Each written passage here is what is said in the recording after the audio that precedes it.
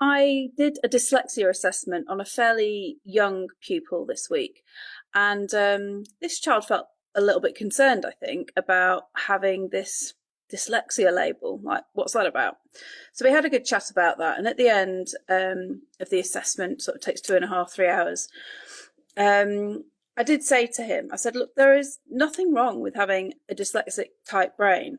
My husband, I told him about my family. My husband is dyslexic, and he's a published author and a teacher and really successful. I said, I'm autistic and ADHD. So that means that for me, I think really, really deeply, but I also think really, really fast. And there's nothing wrong with any of those brain types.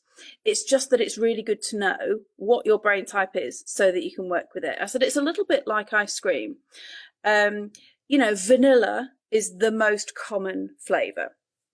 But there are other flavours too. And those flavours can be great, but it's really good for you to know what your flavour is so that you can get on board with it, that you're not trying to be a different flavour and like other people.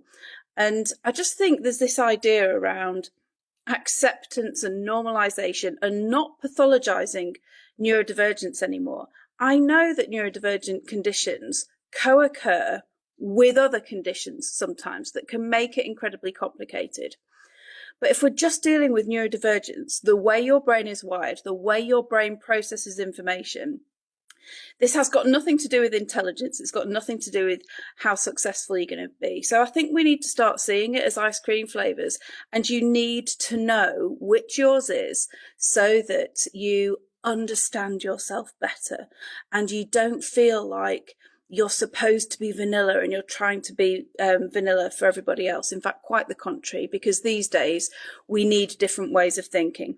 And I was telling this little boy that the dyslexic brain or dyslexic thinking is really great for creativity and spotting patterns that other people can't spot. There are so many neurodivergent traits that actually the world really needs now. And I was really pleased that he left with a spring in his step. And I think that's what it's all about. We need to stop pathologizing. We need to get rid of the stigma and the shame. And we just need to be honest with ourselves about who we are. And if we notice these traits in ourselves, then find out. And it will help you make a lot of sense out of why you might find certain situations difficult. If you've got neurodivergent children in your life, do follow along.